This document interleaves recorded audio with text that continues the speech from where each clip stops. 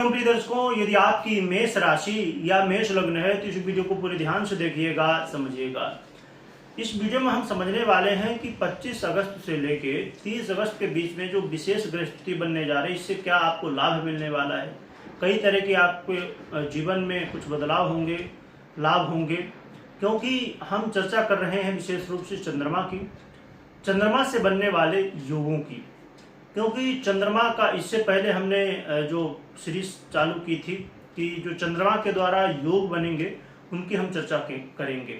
तो अभी हमने पहले चर्चा की थी कि शनि और राहु के साथ जो युति हुई चंद्रमा की, अब चंद्रमा का परिवर्तन पुनः होते हुए मेष राशि में आए थे। अब 25 अगस्त को रात्रि में 10:30 बजे ये परिवर्तन करते हुए और वृषभ राशि में अपनी उच्च की राशि में आ जाएंगे। परंतु वृषभ राशि में पहले से ही देवगुरु बृहस्पति विराजमान है, जिससे बड़ा ही दिव्य गज केसरी योग का निर्माण हो जाएगा। और देवगुरु बृहस्पति के साथ ही होने वाला है गज केसरी योग का निर्माण, होता ही है। परंतु आपके लिए, खासकर मेष वालों के लिए ये बहुत अच्छा है, क्योंकि देवगुरु बृहस्पति आपके लिए भाग्येश भी होते हैं। इसलिए देवगुरु बृहस्पति के साथ जो योग बनने जा रहा है ये बड़ा महत्वपूर्ण है। और हम चर्चा करेंगे, क्योंकि चंद्रमा 2.25 दिन तक रहते हैं एक राशि में। ये 25 को 10:30 बजे आ जाएंगे रात्रि में, और फिर 26 को रहेंगे, 27 को यानी कि 28 की सुबह कुछ 5 बजे के आसपास तक ये यहाँ पर रहने वाले हैं। और फिर मिथुन में चले जाएंगे, तो मिथुन में भी मंगल रहेंगे। तो मंगल रहेंगे तो मंगल के साथ युति होगी, जिससे लक्ष्मी योग का निर्माण हो जाएगा। तो देखा जाए तो एक तो वृषभ राशि में जब रहेंगे ये 2.25 दिन, तो ये कहा जाए कि गज केसरी योग बनेगा और फिर लक्ष्मी योग बनेगा। तो हम दोनों की चर्चा एक साथ करेंगे, वृषभ में भी जब गोचर करेंगे और मिथुन में भी। तो पहले वृषभ में गोचर करेंगे तो उसकी हम चर्चा करते हैं, फिर मिथुन की चर्चा करेंगे। पर एक चीज यहाँ पर ध्यान रखने वाली बात है कि जब वृषभ राशि में रहेंगे चंद्रमा, तो यहाँ पर केतु से दृष्ट रहेंगे। तो आइए समझते हैं कि ये जो स्थितियां हैं क्या प्रभाव आपको मिलेगा। प्रिय दर्शकों, ये समय आपके जीवन में एक बड़ा मौका है, जो कि यहाँ पर थोड़ी जो कमी है मैंने बताई कि केतु की दृष्टि रहेगी वृषभ में जब रहेंगे। परंतु यहाँ पर कुछ लाभ भी हम ले सकते हैं। कैसे ले सकते हैं ये भी जानेंगे। ये अपने आप में जो दोनों योग बन रहे हैं, चाहे गज केसरी योग हो चाहे लक्ष्मी योग हो, है ना, तो ये दोनों योग अपने आप में श्रेष्ठ योग हैं। आप अपने जीवन में यदि चाहते थे कि मेरे घर परिवार में जो कलह का माहौल बना हुआ है उससे मैं बाहर निकल सकूं, तो ये बहुत अच्छा मौका है। और खासकर धन प्राप्ति के लिए ये जो हम पहले गज केसरी योग की चर्चा करते हैं, फिर बाद में इसकी करेंगे। तो यहाँ पर आपको क्या देखने को मिलने वाला है कि आपके घर परिवार में जो स्थितियां हैं वो बहुत बेहतर हो सकती हैं। और यदि आपको ऐसा महसूस हो रहा था जीवन में, कई बार होता है लोगों के साथ कि पारिवारिक सहयोग नहीं मिलता, घर परिवार का सहयोग नहीं मिलता है, यदि ऐसी स्थितियां थी तो ये समय, इस समय सहयोग मिलेगा। आप प्रयास कर लीजिए और आपके वाणी का बड़ा प्रभाव इस समय देखने को मिलेगा। आपके वाणी में इतनी मिठास, इतनी गहराई होगी कि जिससे लोग प्रभावित होंगे और आपके बहुत सारे काम बन सकते हैं। क्योंकि वाणी ही एक ऐसी है कि जिससे हम चाहें तो किसी को मित्र बना लें और किसी को शत्रु बना लें। इस समय आप अपने जीवन में अचानक धन की प्राप्ति भी देखेंगे, अचानक गुप्त धन भी आपको प्राप्त हो सकता है। और जो लोग विदेश में अस्थायी रूप से निवास करना चाहते हैं उनके लिए भी बहुत अच्छा मौका है, और विदेश यात्रा भी करना चाहते हैं उनके लिए भी एक मौका मिलने वाला है। साथ में यहाँ पर एक स्थिति और भी विशेष रूप से बनेगी कि यदि पैतृक संपत्ति से संबंधित कोई भी स्थिति बनी हुई थी, समस्याएं थी, अब वो दूर होने वाली हैं।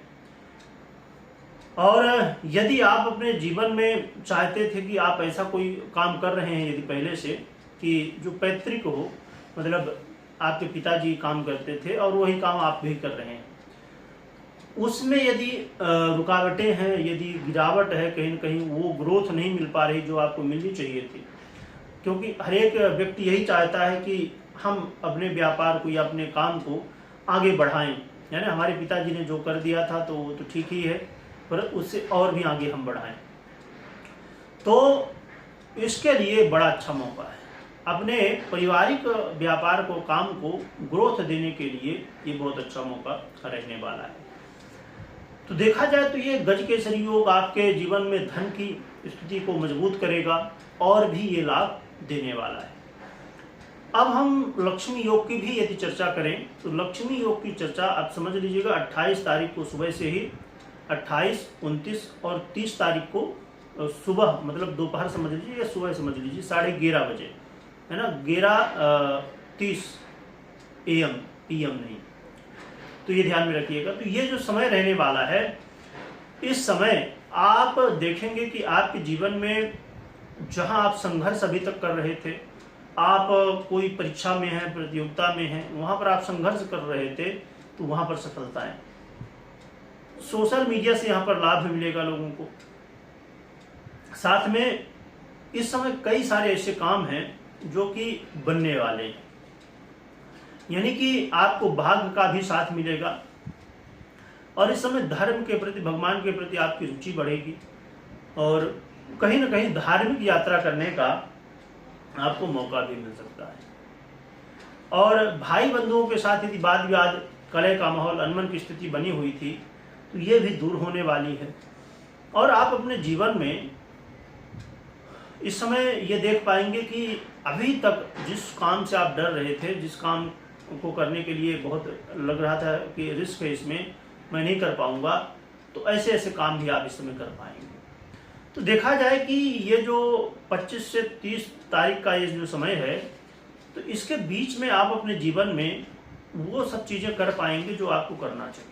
पर एक बात देखिए, यहाँ समझने की बात है कि जीवन में हर एक व्यक्ति का अपना अपना अलग अलग गोल है, अपना अपना लक्ष्य है।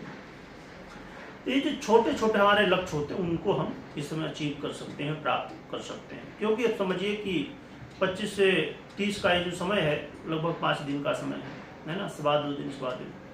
तो 5 दिन के समय में हमारी जिंदगी बदल तो नहीं जाएगी कि सब कुछ बस अब हम समझिए कि 20,000 कमा रहे थे, 50,000 कमा रहे थे तो हम 1 करोड़ कमाने का, ये नहीं होता। पर हाँ, पहले जो स्थितियां हैं हमारे जीवन में उनमें और ये जो 5 दिन का समय है, इनमें बहुत कुछ डिफरेंस आपको दिखेगा, कुछ विशेष लाभ दिखते हुए मिल जाएंगे आपको।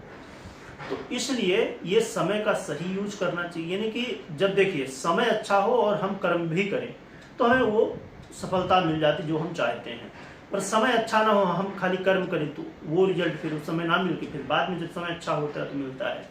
तो इसलिए इस बात को गहराई से आपको ध्यान में रखनी होगी, समझनी होगी और इस समय का सही उपयोग करना होगा। और हमने जैसे चर्चा की थी कि केतु की दृष्टि रहेगी यहाँ पर जब वृषभ में चंद्रमा गोचर करेंगे 25, 26, 27, 28 को सुबह तक, तो इस समय थोड़ा सा आपको भ्रम में नहीं रहना है और ना ज़्यादा ये सोचना है कि मैं क्या होगा, कैसे होगा, मतलब चिंताओं को छोड़ देना है, बस आपको फोकस अपने काम में रखना है। तो अब हम उपाय भी समझ लेते हैं कि क्योंकि इसका और भी ज़्यादा प्रभाव हो, क्योंकि केतु की दृष्टि पड़ने की वजह से थोड़ा यहाँ पर कमी हो गई। और मंगल की हम जैसे बात करें तो मंगल और चंद्रमा से जो लक्ष्मी योग तो बन रहा है, पर वो कहाँ पर बन रहा है, एक तो तृतीय भाव में और दूसरा मिथुन में, तो ये भी कहीं ना कहीं ये कमी ही है। अब क्योंकि योग कहाँ पर बनता है, किस राशि में बनता है, क्या दृष्टि, उसका सबका प्रभाव अपना होता है। यहाँ पर आपको क्या करना चाहिए कि जितना ज़्यादा हो सके तो आप धर्म कर्म करें, पूजा पाठ करें, जिसको भी मानते हो आप उनकी आराधना कर सकते हैं, या भगवान भोलेनाथ की आराधना कर सकते हैं, या तो भगवान विष्णु की आराधना कर सकते हैं।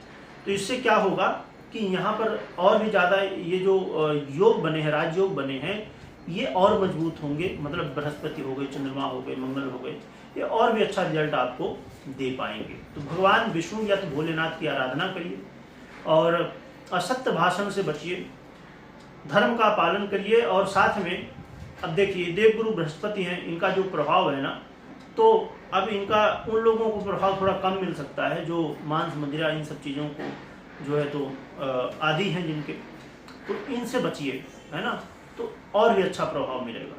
मांस मदिरा इन सब चीज़ों से दूर रहेंगे ना, झूठ से दूर रहेंगे, तो इससे आपको अच्छा रहेगा, आपके लिए मतलब ये जो योग बन रहे हैं और भी ज़्यादा प्रभावी हो जाएंगे। तो इन चीज़ों का ध्यान रखिएगा। और कमेंट में जिनकी भी आप आराधना कर रहे हो, भगवान नारायण की या शंकर भगवान, तो उनकी जयकारा लगाइएगा। वीडियो देखने के लिए बहुत बहुत धन्यवाद।